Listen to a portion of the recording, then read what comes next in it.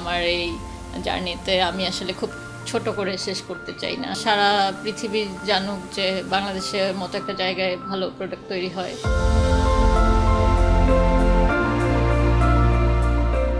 আমি যখন কলেজে ইন্টারমিডিয়েট পড়ছি তখন আমার টিচাররা বলতো যে আমার ফ্যাশন ডিজাইনিংয়ে পড়া উচিত, বাট আমার আব্বাকে আমি রাজি করাতে পারিনি। ব্যারিস্টার হব এরকম চিন্তা করতেন উনি।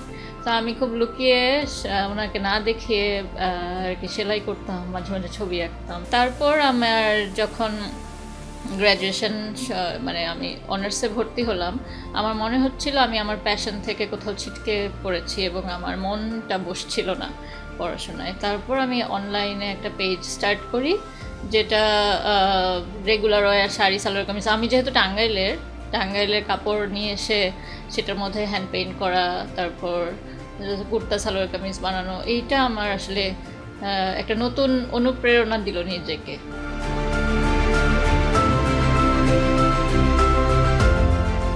আমি শুরু করেছি 2013-তে।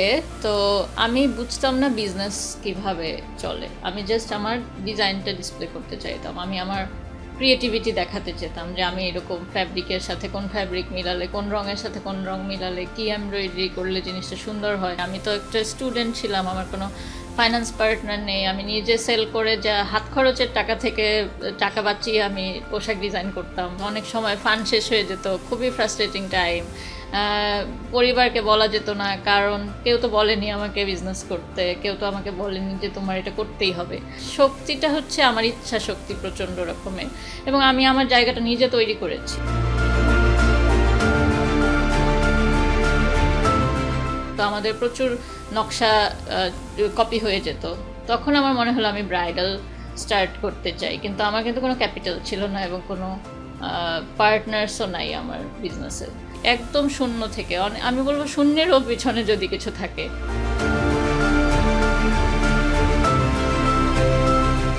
আমরা যখন দেখেছি যে কেউ বিয়ের পোশাক বা ধরেন দেশের মধ্যে যত বড় রেড কার্পেট হয়, কোনো অ্যাওয়ার্ড ফাংশন হয়, তখন আমার কাছে যখন মানুষ রিচ করে, তারকারা রিচ করে, এটা কিন্তু আসলে আমার ডিজাইনের কারণেই তাদের সাথে আমার পরিচয় হয়েছে।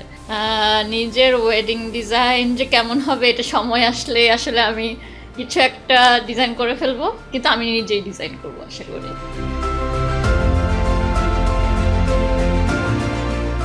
হঠাৎ করে একদিন কল আসলো যাদের সাথে, যে ডিরেক্টর টিম, ওনাদের ওখান থেকে, যে আমরা আপনাকে চিন্তা করছি, আপনি যদি একটু সময় করে আমাদের সাথে বসে প্ল্যানটা শুনে নেন, স্ক্রিপ্টটা নিয়ে কথা বলি। তারপর আসলে সিনেমা তো আসলে অনেক কিছু ব্যাপার, তাদের টিমের সাথে সময় মিলানো, স্টোরি আর নেওয়া। আমি যে খুব এক বাক্যে চিন্তা করেছি যে করবোই এরকম না, আমার অনেক রকমের কনফিউশন আসে, কারণ একই সময় ঈদের প্রেশার আছে, এখন সামনে আরেকটা ঈদ আছে, বিজনেসে একটু আমার ইনভলভমেন্ট বেশি টিমের সাথে।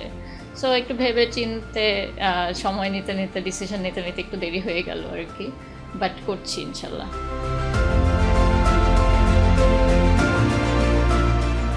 আমি ক্যারেক্টারটা যেরকম স্টোরি, মানে সে যেরকম, তাকে সেরকমই সাজানোর, যে মানে তাকে সেই রোলটা যে প্লে করবে, রোলটার মতো করে তৈরি করব। এটা আসলে শুধু আমার একার কৃতিত্ব না, এটা ফুল টিমের কৃতিত্ব। টু বি ভেরি অনেস্ট, যে সাকিবিয়ানরা আমাকে পছন্দ করে, আশা করি তারা আমাকে ভালোবাসবে সামনে আরও কাজে। যতটুকু করি, যতগুলো কাজ করি, তারা আমাকে তাদের সাপোর্ট দেখাবে এবং ভালোবাসা দেখাবে।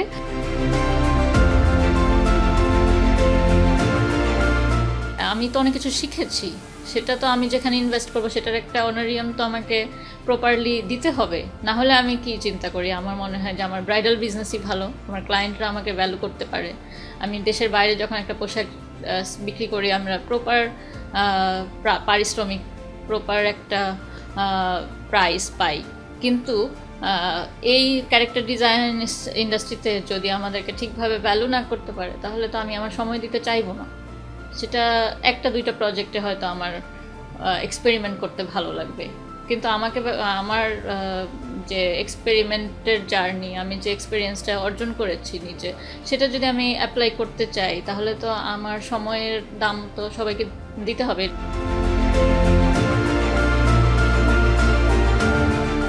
আমার এই জার্নিতে আমি আসলে খুব ছোট করে শেষ করতে চাই না। সারা পৃথিবী জানুক যে বাংলাদেশের মতো একটা জায়গায় ভালো প্রোডাক্ট তৈরি হয়।